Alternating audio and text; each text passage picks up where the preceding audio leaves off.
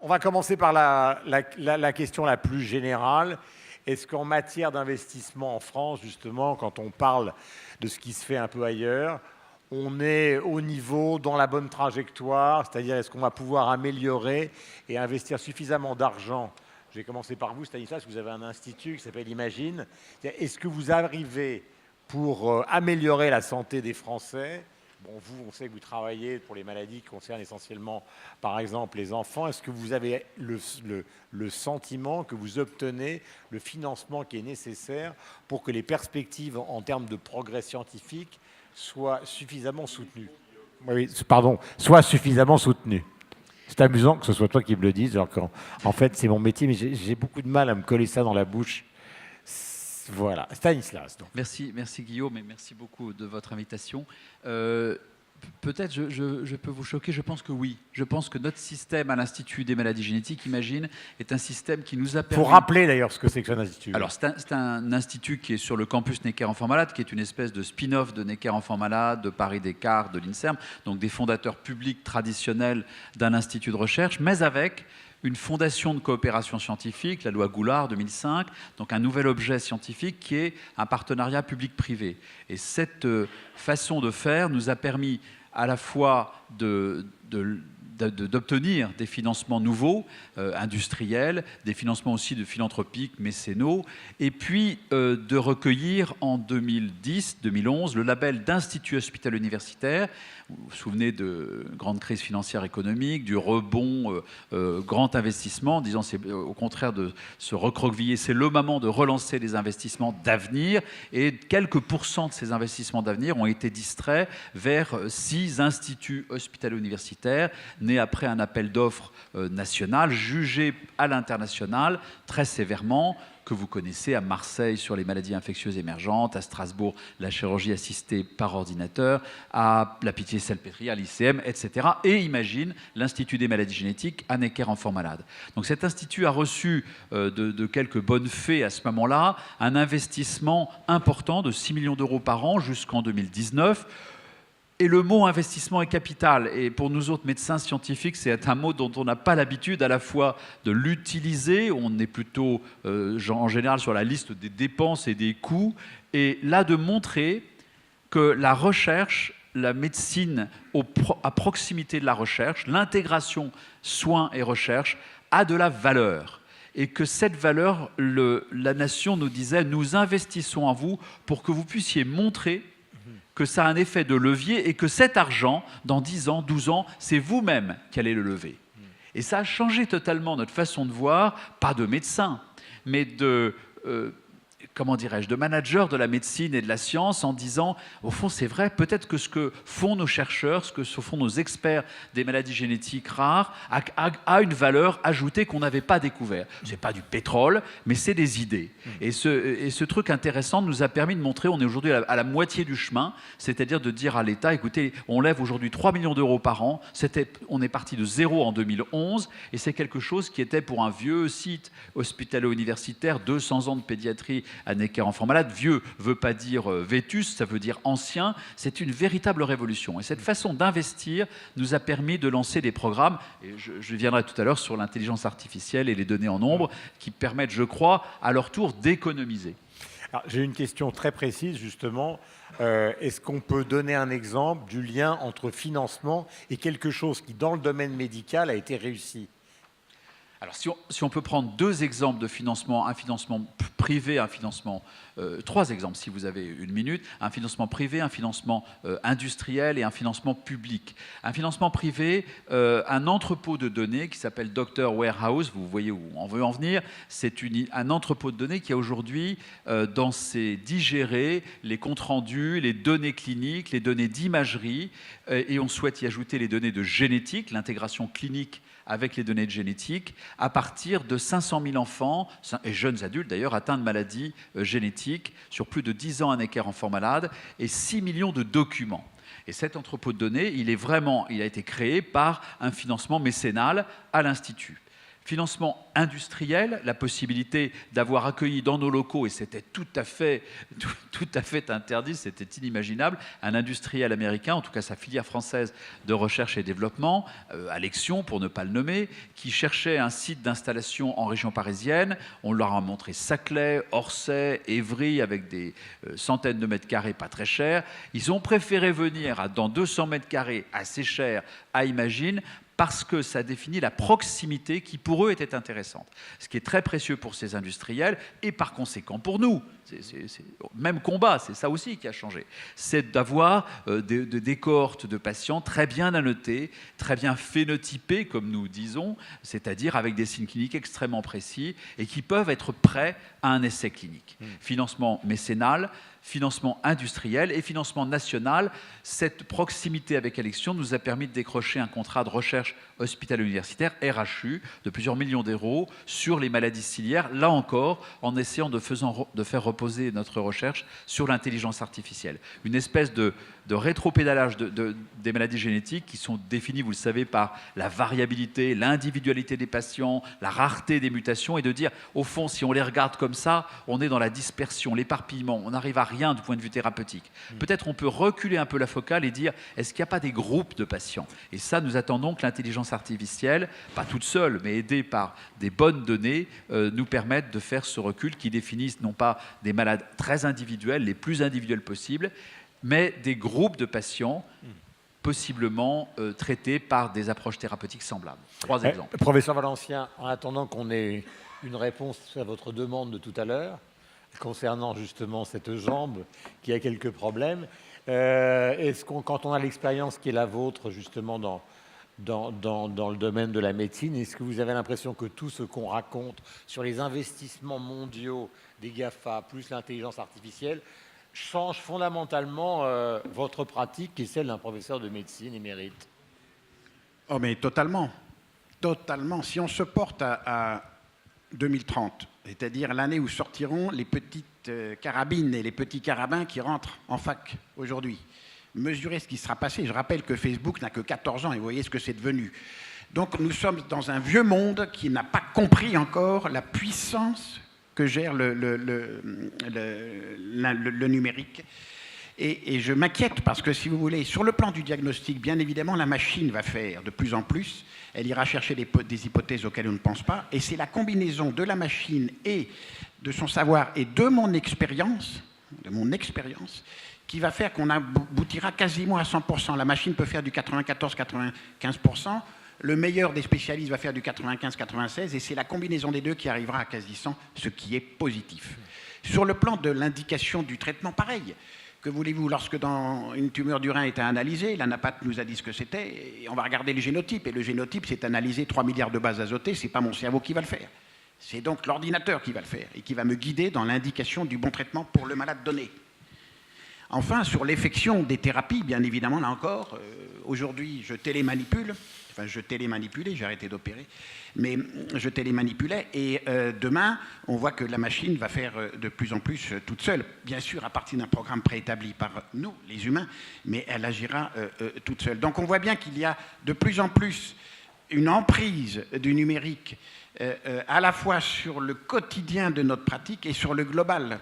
Sur le global, quand on regarde, nous allons bien évidemment savoir de mieux en mieux où sont les pathologies, canton par canton, village par village, quartier par quartier, grâce à toutes ces données que l'on accumule. Nous allons aussi savoir de mieux en mieux ce que nous faisons, car nous allons être naturellement évalués.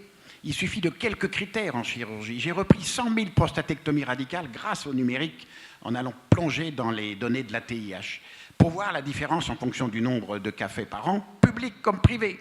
La différence est de 3,5 fois plus de morts quand on en fait moins de 50 dans un établissement par an par rapport à ceux qui en font plus de 150.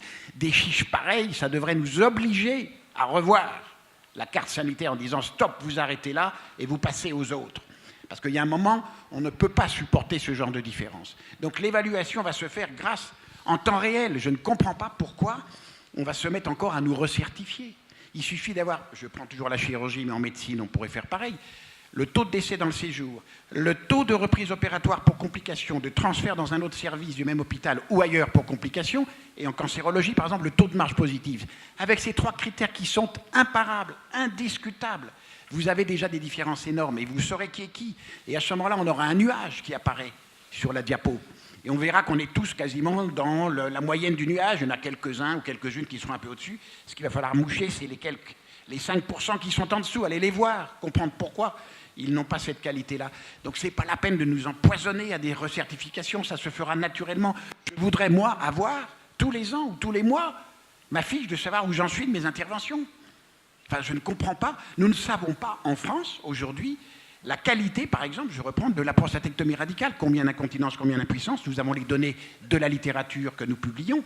Mais en pratique réelle, les 1200 urologues français, que font-ils? Nous ne le savons pas, c'est tout à fait anormal. Donc là, le numérique va nous aider. Et puis, si je vais plus loin encore, je pense que ce qui va se passer, c'est qu'au-delà de l'évaluation, nous allons avoir à nous organiser autrement. La facilitation technologique due au numérique va permettre des transferts de tâches énormes. Énormes. Donc quand je vois qu'on lève le numerus clausus, ce qui est bien, mais on le lève pour soi-disant augmenter le nombre de médecins, on a complètement tort.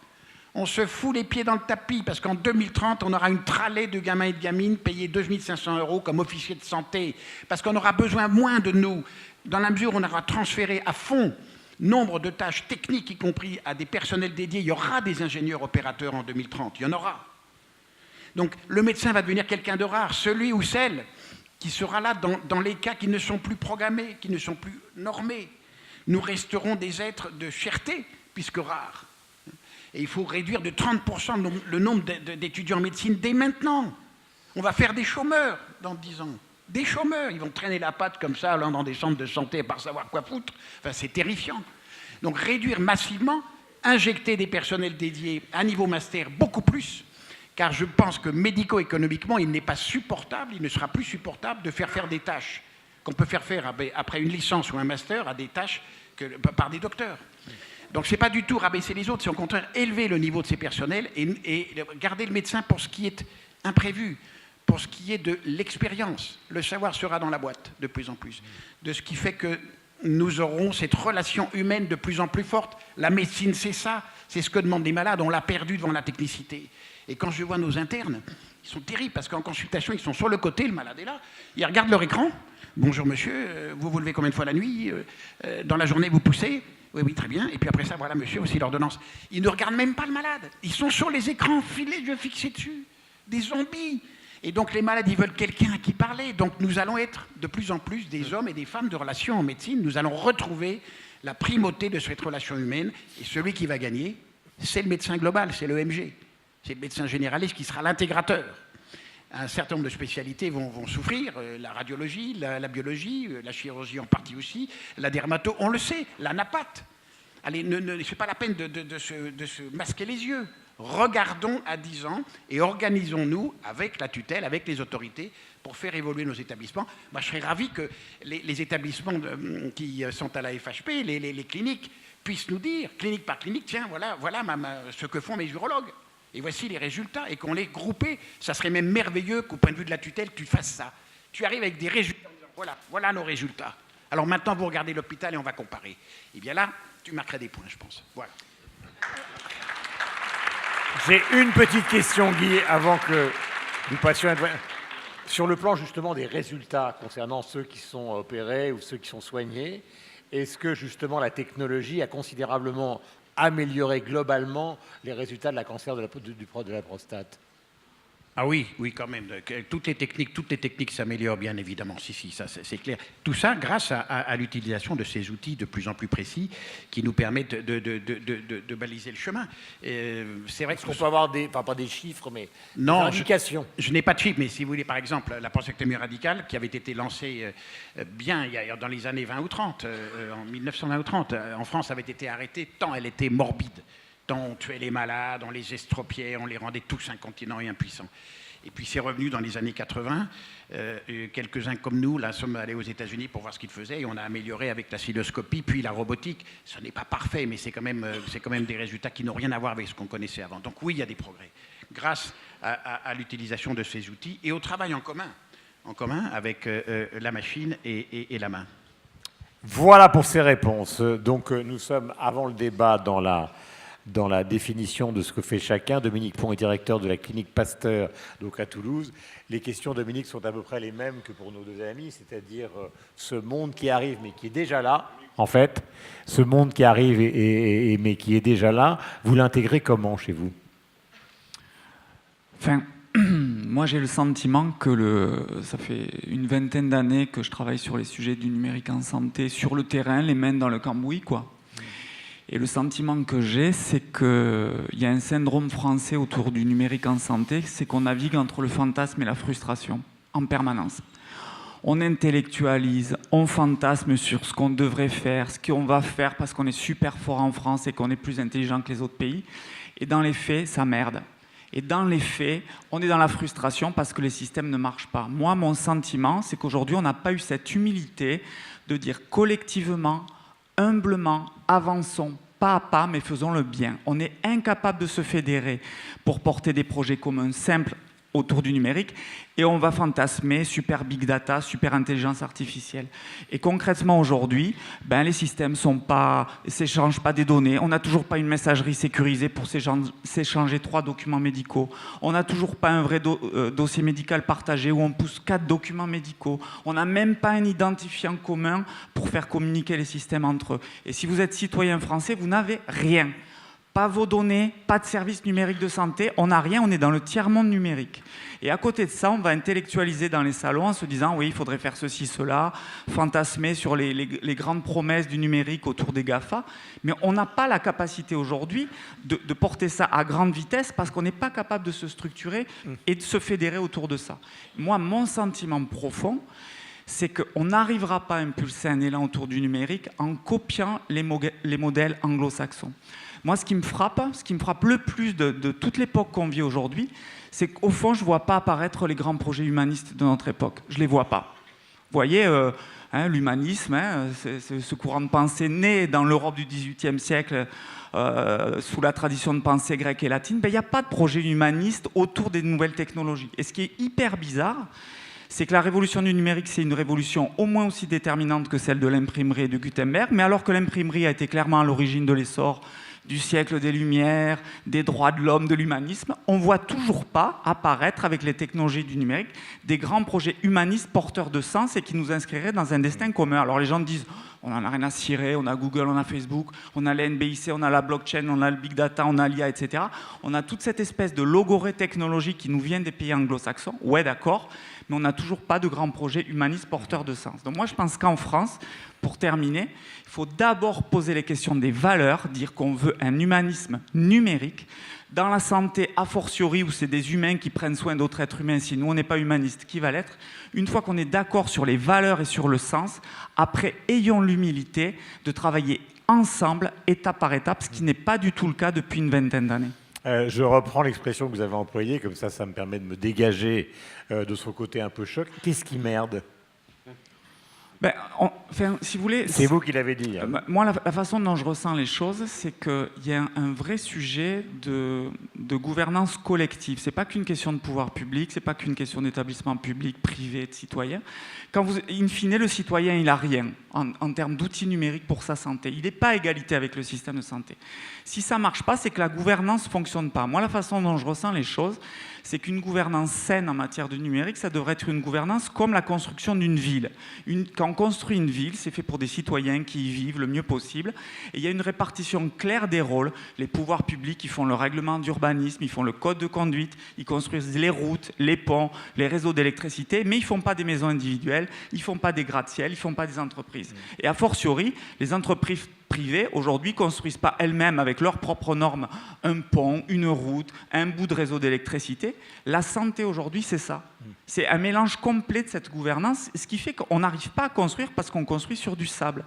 Et à mon avis, il y a vraiment un vrai sujet d'organisation collective parce qu'on est tous responsables de ce bazar actuel. Stanislas, pardonnez-moi Guy. Stanislas, est-ce que la réponse qui a été donnée par Imagine, finalement, c'est pas une réponse qui ressemble un petit peu à ce qu'on appelle l'autonomie des universités aux États-Unis ou dans d'autres pays? C'est-à-dire, en fait, des chercheurs, vous et les autres, vous avez pris votre destin en main dans le contexte qui est celui du contexte d'aujourd'hui, et puis vous avez appelé l'État quand il fallait appeler l'État, l'industrie quand il fallait appeler l'industrie, et le mécénat quand il fallait appeler le mécénat. Est-ce que c'est pas ça la logique ? C'est tout à fait ça, Guillaume, vous en parlez mieux que moi. Je voudrais peut-être réagir à ce que vos autres invités disent, à mon voisin. L'humanisme en matière du numérique ne doit pas être un angélisme. Je ne pense pas que les GAFA soient humanistes, du tout. Mais alors du tout, et en particulier dans le domaine de la génétique. Mais c'est juste de faire attention à ce que notre système solidaire que la députée tout à l'heure rappelait soit un système qui a une grande valeur et que nous ne gardions une certaine souveraineté sur ce système. C'est juste une petite note de prudence vis-à-vis de projets très ouverts, totalement open, et je te donne mes données. Mais ce n'est pas ce que vous avez dit. Mais je veux dire, attention à ce que l'humanisme ne soit pas l'ingénuité et la naïveté. Et pour mon collègue Yves Valencien, de dire, j'ai des éléments qui vont dans son sens, de dire la réduction des médecins dans notre profession de génétique. On a maintenant des officiers de génétique, comme il y avait des officiers de santé, des conseillers et conseillères en génétique. C'est une magnifique profession parce qu'on n'arrive pas... On n'est pas assez, bien entendu. En revanche, je pense que la qualité des données dont on parle dans le numérique, ce qui fait la qualité de ce qui va être à la sortie du numérique, c'est la qualité de ce qui est à l'entrée. C'est le syndrome des anglo-saxons, garbage in, garbage out, vous mettez le mot était employé tout à l'heure, vous mettez des détritus au début, vous avez des détritus à la sortie. Et la qualité de l'observation clinique, la qualité des phénotypes reste très importante. Donc il faut quand même, je pense, quelques bons docteurs qui examinent bien les patients sans regarder l'écran, certes. Mais je crois que c'est important de dire nous avons un système de santé qui produit des données de grande qualité.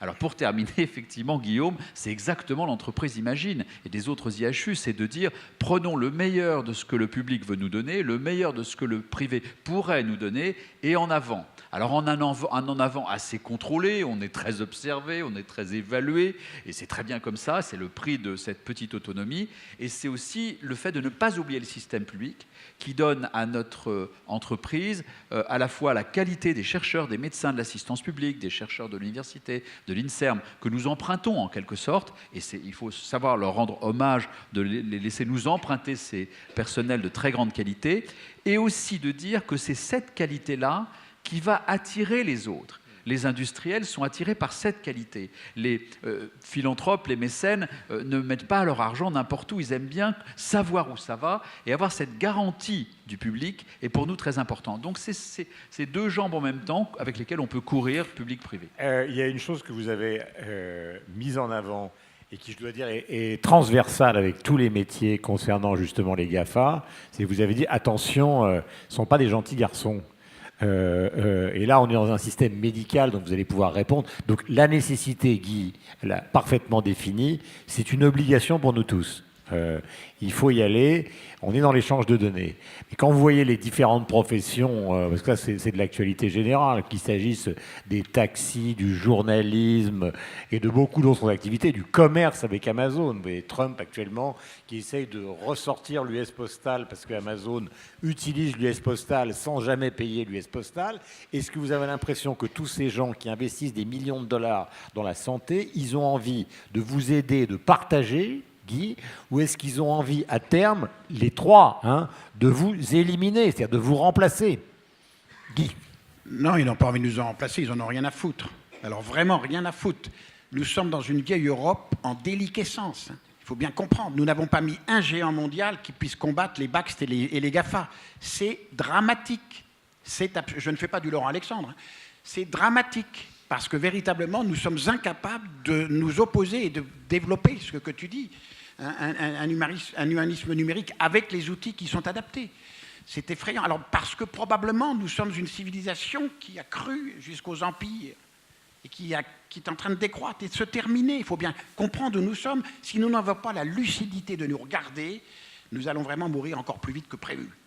Je suis désolé de le dire, mais quand on voit que la Chine engage pour 150 milliards de dollars jusqu'à 2049, quand elle fêtera son 100e anniversaire de la République populaire de Chine, et que notre président de la République, avec sa bonne volonté, après le rapport Villani, met 1,5 milliard, on est dans un rapport de 1 à 100. Or, l'économie numérique est très capitalistique. Quand Pasteur et Corr regardaient avec des petites pipettes, 3 corps nus et 2 becs benzène des bactéries, il fallait beaucoup d'intelligence et peu d'investissement.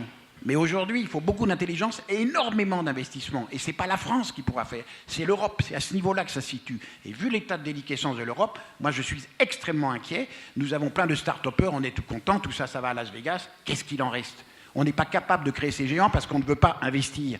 Tu es d'accord? On ne veut pas parier sur eux. Nous n'avons pas un écosystème qui pousse les toutes petites boîtes à devenir grandes. Je suis personnellement, et je ne suis pas le seul, très inquiet. Juste un signe. Je voyais 5 étudiants en droit qui grattaient des notes pendant un congrès où je faisais un topo. Je les rencontre après et on parle de tout ça. Et ils me disent, on parle de la crise, des gilets jaunes, et ils me disent, monsieur, vous savez, nous, aujourd'hui, nous serions prêts à un régime autoritaire. Des étudiants en droit qui n'étaient pas du tout ni bruns, ni rouges, rien. Nous serions prêts à un régime autoritaire. Et quand vous regardez la Chine, 300 000 petits Chinois sont formés par an aux États-Unis. Ils reviennent tous. Pourquoi? Parce qu'ils ont faim et qu'on leur donne à manger. Nous sommes, nous, assistés repus gras, on dégueule et on va crever gentiment.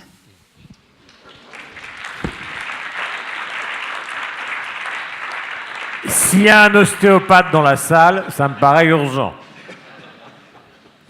Ouais, juste Guillaume, Oui. je Non, mais ces conversations-là sont vraiment passionnantes parce que c'est toute une partie des métiers qui sont quand même au-delà de la médecine, qui sont quand même ravagés actuellement, ou qui sont sur le point d'être ravagés, avec de leur côté aussi, il faut le dire, Guy, des débâcles totales. Parce que regardons ce qui se passe du côté de Tesla, regardons, vous parliez de Parrot tout à l'heure, la boîte de Cédou, il y a encore 2 ans, on disait c'est un génie, avec les drones, il va faire une fortune, et ils sont en train de se ramasser totalement. Donc c'est une économie qui a un panorama d'avenir fantastique, mais avec des déchets absolument phénoménaux. Enfin, moi, je pense qu'il faut quand même être optimiste parce que, franchement, je pense qu'il y a une vraie place sur un positionnement particulier et différencié de la France et de l'Europe autour du numérique qui soit porteur de valeur. On a les meilleurs spécialistes au monde en matière d'éthique du numérique, et l'éthique du numérique, c'est pas que l'éthique des données, c'est aussi l'éthique des pratiques du numérique, c'est aussi l'éthique des décisions, des algorithmes. On a les meilleurs chercheurs au monde. Ce que je crois, c'est qu'on va agréger les énergies, les enthousiasmes, les entrepreneurs, maintenant autour de la question du sens. Les jeunes entrepreneurs, ils sont même plus à la recherche de fric ou d'ego, ils cherchent du sens. Si en Europe, il y en a quand même énormément qui vont travailler ailleurs. Mais je vous donne des exemples. Sur des projets d'humanisme numérique, c'est-à-dire où on se dit on s'intéresse aux gens, on ne sera peut-être pas Google, on ne sera peut-être pas Facebook, on peut agréger des entrepreneurs. Autour de la clinique Pasteur, on a fait un petit incubateur de start-up de Toulousains. On a une centaine d'emplois, on vend dans le monde entier, on concurrence des boîtes internationales sur des sujets de niche, mais avec une vision, avec des gens qui sont moteurs parce qu'il y a un cadre qui leur plaît. Moi, je pense qu'il y a la place, à côté de ce grand incendie numérique qu'ont allumé les GAFA ou les Batix en Chine, d'être façon Pierre Rabhi des petits colibris numériques, des colibris 3.0. Il y a de quoi agréger des colibris en France. Il y a des gens qui sont porteurs de valeurs, de sens, du sens qu'ils veulent donner à leur vie professionnelle. Et dans la santé, je suis persuadé qu'on peut y arriver. Si dans une petite clinique de province comme la mienne, on peut créer 100 emplois avec des startups, on peut faire ça partout en France, on peut agréger. Si les pouvoirs publics portent, et moi c'est pour ça que je ne suis pas du tout angélique, je crois que les pouvoirs publics doivent reprendre la main sur les questions éthiques, sur les grands enjeux de santé numérique, sur des plateformes ouvertes qui agrègent tout un tas d'initiatives. Et je suis persuadé qu'à l'échelle de la France, si on a cette humilité-là de dire on ne va pas refaire des GAFA, mais on peut avoir un autre modèle, je suis persuadé qu'on peut créer et de la valeur et des emplois. J'ai une question pour vous, Stanislas, et pour vous trois. Par exemple, alors là, je parle vraiment de médecine. Chez vous, imagine, qu'est-ce que vous avez réussi à isoler, traiter et faire mieux que d'autres? D'un cas précis, par exemple. Je ne dis pas mieux simplement pour des raisons de performance ridicule, on n'est pas aux Jeux Olympiques, non. On est dans le domaine de la santé. Mais qu'est-ce que vous avez trouvé et fait mieux que... Deux exemples. Le traitement de l'achondroplasie, le danisme le plus fréquent, avec un détournement de molécules et donc une astuce. Et cette astuce, elle fait hommage un peu à ce que vous disiez, c'est-à-dire l'inventivité qu'on ne doit pas stériliser avec une obsession mondiale, mais au contraire cultiver. Donc on a la chance d'avoir un terreau scientifique, universitaire de qualité en France. La vérité n'est pas l'inverse du mensonge, c'est pas en le stérilisant qu'on va être sur la scène des bourses internationales et du Nasdaq avec les GAFA. Il faut le conserver, garder cette éthique, garder cet humanisme.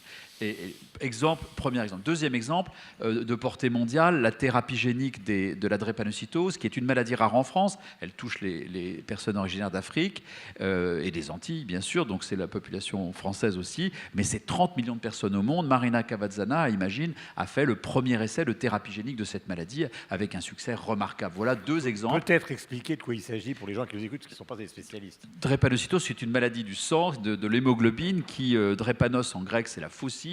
L'hémoglobine est anormale, elle capte mal l'oxygène et le globule se déforme et on a à la fois les conséquences d'une hypoxémie dans les tissus et d'un blocage de globules rouges dans les tissus, douleur, infection, anémie, mort à petit feu en Afrique en 10, 15, 20 ans dans un tableau dramatique de morbidité et de comorbidité épouvantable. Elle a réussi à totalement changer ce destin-là par un traitement génétique en injectant, en transduisant un virus qui va infecter les cellules souches sanguines et va restaurer une hémoglobine normale qui compense l'hémoglobine anormale. C'est un truc absolument exceptionnel. Voilà, qui mérite d'ailleurs qu'on l'applaudisse. Ah oui, on applaudit Marina. Je lui dirai. Justement, vous parliez tout à l'heure des colibris. Qu'est-ce qui a été fait chez vous qui justement soit d'une exemplarité totale? J'ai pas du tout la prétention d'être exemplaire en quoi que ce soit. Non, mais je vous donne un exemple. Moi, je me rappelle. Ça peut être modeste, hein, oui, mais je sais pas. Il y a une quinzaine d'années, il y avait IBM, il y avait Siemens qui étaient en train de développer des dossiers médicaux partagés pour les cliniques. Moi, j'avais 2 informaticiens tout tristes dans un coin, et on a fait une start-up et on est devenu l'un des logiciels les plus utilisés en France dans les cliniques. On a récemment créé une start-up autour de l'hospitalisation à domicile avec des outils numériques. Ça va devenir leader en France. On a créé un système de captation vidéo dans les blocs opératoires. On vend ça à New York, en Chine, partout. Alors, bien sûr que ça ne sera pas Google, que ça ne sera pas un grand opérateur, mais il y a matière à être imaginatif, il y a matière, si on donne cette énergie et ce sens-là, il y a matière à créer de la valeur et être concurrentiel sur la scène internationale avec ce modèle-là, sans copier les modèles façon anglo-saxon. J'en suis persuadé de ça. Guy, justement, alors je ne sais pas, on a parlé de la prostate tout à l'heure, mais par exemple, dans l'opération de l'arythmie, on sait qu'il y a un professeur à Bordeaux qui a inventé un processus qui consiste à brûler justement les tissus arythmogènes. Est-ce qu'on arrive toujours en France à produire, malgré ce contexte qui est celui qu'on définit, justement des avancées technologiques et médicales qui font de nous des nobelisables, qui font de nous des gens qui sont repérés dans le monde entier? Oui, il y en a, mais enfin pas beaucoup. Le problème, c'est que nous n'avons pas, je répète, mais tout le monde le sait, il y a des très bons chercheurs, mais on n'a pas tout l'environnement qui fait qu'à partir d'une merveilleuse idée, on aboutit à une véritable industrie mondiale. C'est ça le problème. Or, ce n'est pas la faute des politiques, curieusement, pas toujours. Rappelez-vous qu'en 1960, De Gaulle lance le plan calcul. Il avait tout compris, le vieux. On n'appelait pas ça numérique. Calcul. L'indépendance des ordinateurs. Le truc se casse la gueule 13 ans après parce que les X qui étaient à la tête du projet se bouffent entre eux et Giscard d'Estaing arrête. Jacques Chirac et Gerhard Schröder reprennent le flambeau en 2005 en se disant on ne peut pas laisser Google comme ça, il faut qu'on crée le Google européen. Ils ont créé Quaero, pas Quant, Quaero. Quaero. On essaye de faire bosser les ingénieurs français, les ingénieurs allemands. Ça ne marche pas et le projet s'arrête en 2013. Donc, maintenant, il y a Quant. Il y a eu des visions. Alors, il y a Quant. Mais c'est vrai qu'on est tous tellement rodés, on est accro à Google. Je suis désolé, moi j'ai du mal à aller sur Quant. Il faut que je fasse un effort d'Européen pour y aller. Et donc, je pense que nous n'avons pas perdu la guerre, nous avons perdu une énorme bataille. Si nous nous mettons ensemble, c'est jouable. Rappelez-vous quand même, et j'en finis, en 2050, il y aura 4,5 milliards d'Asiatiques, il y aura 2,5 milliards d'Africains, 1,3 milliard d'Américains. Nous allons être 500 millions, parce qu'on se réduit, pas plus. Là-bas, la population sera à 50% de moins de 25 ans. Quand nous serons avec une population de plus de 35 à 36%, qu'est-ce qu'on va foutre ? Je suis désolé, réfléchissons. Qu'est-ce qu'on va proposer? Comment on peut ensemble continuer à développer un humanisme numérique? C'est ça, bien sûr, mais à condition d'avoir les outils et la technologie qui viennent de nos mains et de nos cerveaux, ce qui n'est pas le cas aujourd'hui. Mais à l'origine, Guy, c'est un manque d'accumulation de capital pour obtenir de la recherche, ou c'est parce qu'il y a un livre très important qui est discuté aujourd'hui, qui a été écrit par un intellectuel singapourien dont le nom m'échappe, car voilà, ce qui est extrêmement compliqué, il faut bien le dire, mais vous allez le donner parce que vous le savez. Ce livre qui est lu un peu comme la fin de l'histoire de Fukuyama il y a 20 ans, consiste à dire la parenthèse, alors il est radical, lui, il dit la parenthèse occidentale est terminée. Vous voyez ce que ça veut dire en termes d'histoire? Mais, alors je vais être encore... Je suis un avez optimiste forcené. Mais quand on regarde, la civilisation judéo-chrétienne blanche européenne est en fin de parcours. Il a raison. Il a raison. Si on regarde la planète, il faut tourner la carte et regarder le Pacifique. Qu'est-ce qu'on fait? On se regarde le nombril. On est peut-être comme la Pompadour qui, se faisant tirer le portrait à Versailles par Quentin Latour, voit tout d'un coup Louis XV qui ouvre la porte en disant furieux « Je viens de perdre la bataille de Rosbach » et elle de répondre « Après nous le déluge ». Je répète, nous sommes gras, assistés dans un climat tempéré merveilleux. On n'a plus faim. Les Chinois ont faim, les Américains ont faim. Ils ont soif. On a tout. Alors, on est gras, voilà. On se repose et on attend que ça passe. Je suis inquiet pour ça. Et si la jeune génération est prête à y aller, on va l'aider. Moi, je suis tout à fait... j'ai envie de faire. Mais on ne pourra pas le faire si nous ne sommes pas groupés à quelques pays européens décidés d'y aller et d'investir. Non pas 20 milliards, comme la communauté l'a fait là, mais au moins 100 milliards au minimum. Et question à tous les trois, parce qu'elle est importante, on en terminera. Est-ce que vous avez l'impression, l'un et l'autre, que, puisqu'on parle de médecine, c'est-à-dire que les hôpitaux, publics ou privés, les grands professeurs de médecine, les étudiants, etc., ils ont envie de relever cette bataille, ou est-ce qu'ils sont peu conscients de l'existence même de cette bataille, Guy? Je pense que malheureusement, on a des universités assez poubelles, je suis désolé de le dire, qui restent sur leurs acquis. Et c'est terrifiant de voir comme rien n'est fait sur le numérique ou sur même la psychologie, parce qu'on continue à apprendre l'anatomie, la physiologie, le cycle de Krebs, des trucs dont on n'a plus besoin quasiment par rapport à l'évolution du rôle du médecin demain. Donc il y a un retard considérable des institutions, notamment des universités, dans leur robe de pourpre. Vous avez bu quoi ce matin Un grand mojito bien frais. Il est très en forme. Dominique, allez-y. Est-ce que vous avez l'impression, parce que le colibri dont vous parliez, c'est justement l'exemple typique de la volonté d'un endroit précis avec des gens qui prennent leur destin en main. Vous disiez 2 informaticiens qui étaient là et qui relèvent le défi, finalement. Moi, je pense qu'on arrivera à fédérer si on porte un cadre de sens. En France, on ne fait pas bouger les gens s'il n'y a pas de sens. On le voit, hein, d'accord, hein, on le voit clairement.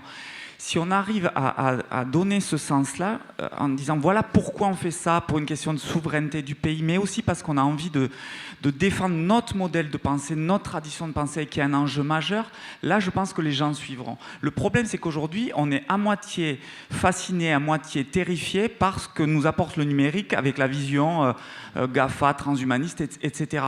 Si on arrivait à avoir une alternative qu'on porte au niveau européen, français, politique, en disant voilà la ligne qu'on veut donner parce que ça a du sens, parce que c'est notre tradition de pensée, on n'est pas des purs libéraux libertaires, on est des humanistes et il y a un chemin à prendre. Là, je suis persuadé qu'on fédérera les acteurs, les infirmières, les aides-soignantes, les hôtelières, les médecins. Mais il manque ce cadre de sens parce qu'il n'est pas clairement énoncé d'un point de vue politique. Et le dernier point, qui n'est pas le plus important, mais qui est aussi un point qui concerne tous ceux qui sont ici, parce que vous lisez ça, Stanislas, dans tous les journaux, tous les jours, on parlait tout à l'heure de Laurent Alexandre, c'est cette idée de l'homme augmenté. Alors, ça concerne directement les généticiens que vous êtes. Alors, est-ce que vous êtes l'avant-garde de la médecine? Vous avez donné 2 exemples précis. Ou est-ce, c'est pas votre cas, hein, mais où est-ce que vous êtes les apprentis sorciers de la médecine, c'est-à-dire des gens qui vont fabriquer, c'est tout le débat autour de la PMA, la GPA, c'est-à-dire qu'ils vont fabriquer une sorte d'humanité augmentée qu'on achètera en fonction des clients qui viendront chez Imagine. Alors, vous voir un jour, non seulement pour les maladies que vous soignez, mais peut-être pour autre chose. Écoutez, c'est dur. Dès le matin, c'est dur. Oui, c'est un peu dur, là. Je n'ai pas pris mon mojito, moi. Je dirais que l'avant-garde de la médecine, c'est forcément des apprentis sorciers. Marina Cavazzana, dont on parlait tout à l'heure, personne n'avait la moindre expérience, que ce soit aux États-Unis ou en Chine, du résultat de cet essai clinique qu'elle a fait. Elle a pris toutes les précautions, la science était là, les souris étaient là pour penser que ça pouvait marcher, mais au fond, sait-on jamais si ça marche. 10 ans avant, avec Alain Fischer, elle a fait le traitement des déficits immunitaires. Il y a eu un effet adverse épouvantable avec quelques leucémies chez ses enfants, heureusement traités aujourd'hui. Ils ont compris comment ça ne marchait pas. Et maintenant, il faut que ça marche. Donc je pense que cette avant-garde, elle est forcément sorcière et apprentie de toute manière. Deuxièmement, je dirais que on peut quand même trouver une voie entre la résignation Valencien-Onfray de dire c'est foutu, sachons mourir en tragédien, au moins ce sera beau, et le destin de dire mais nous allons faire nos GAFA, ce qui ne va pas marcher non plus. Et je suis assez sur votre ligne, il y a une piste probablement intermédiaire qui est de dire capitalisons sur ce que nous savons bien faire, des données de qualité, le respect des personnes, l'information, l'accompagnement, pardon d'être terre à terre sur une éthique de base, mais je crois que c'est important, la parcimonie, l'utilité clinique, ne pas faire n'importe quoi à n'importe qui, l'intimité, le respect de l'intimité, la non-discrimination, tout ça, pardonnez-moi, c'est des mots, mais c'est quand même important parce que ces mots ne sont pas partagés par les GAFA. Et ces mots nous font nous retrouver dans une Europe, une vieille Europe, je paraphrase, une vieille Europe, mais une Europe qui a ces valeurs-là. Et ces valeurs peuvent être non pas une voie de compétition au Nasdaq ou aux bourses internationales, mais une voie de création, une voie d'élaboration d'un projet qui, lui, a du sens. Et je vous rejoins là-dessus sur le sens du projet. Encore une fois, ce qui coûte cher, c'est l'ignorance. Mais merci de l'applaudir. Vous avez parlé fort justement d'éthique, après Lamine va conclure du point de vue de la FHP, mais vous avez vu que maintenant, dans tous ces domaines-là, il y a un marché. Ah, c'est quand même un problème majeur. Hein. Oui, bien sûr, c'est pas simple. On voit des couples français qui vont faire un don d'ovocytes en Espagne. Il n'y a pas besoin d'aller aux États-Unis. D'ailleurs, on peut gratouiller l'ajout de son conjoint pendant qu'il dort pour envoyer à 23 et moi pour savoir si il a une origine tatare ou d'Afrique du Sud. Donc oui, bien sûr, ce marché existe. Il a un côté, en génétique, il a un certain aspect récréatif. Bon, pas grave, hein, si vous avez 23 et moi à votre sapin de Noël, moi ça ne m'amuserait pas tellement, mais bon, ok, très bien. Il a un côté dangereux, parce qu'il y a vraiment dans ces tests génétiques des résultats qui, eux, ont une pertinence clinique et qui n'ont jamais été expliqués aux gens qui ont fait ça. Et puis il a un côté aventurier, et cette fois-ci, ce n'est pas des apprentis sorciers, c'est du détournement de données. Je rentre des États-Unis, San Diego, Société américaine de génétique, communication, 9000 personnes, vous êtes peut-être 900 ici. On a pris les données de 23andMe et comme les gens déclarent de manière autodéclarative leurs attirances sexuelles, eh bien, on a trouvé les gènes de prédisposition à l'homosexualité. Est-ce que les personnes qui avaient envoyé leur ADN à 23andMe étaient d'accord pour qu'on utilise ces données autodéclaratives, d'ailleurs, pour dire on a trouvé des gènes de prédisposition à l'homosexualité? Ça m'a frappé, ça m'a intéressé. Je ne suis pas sûr que scientifiquement soit faux, mais je suis sûr que éthiquement c'est inqualifiable.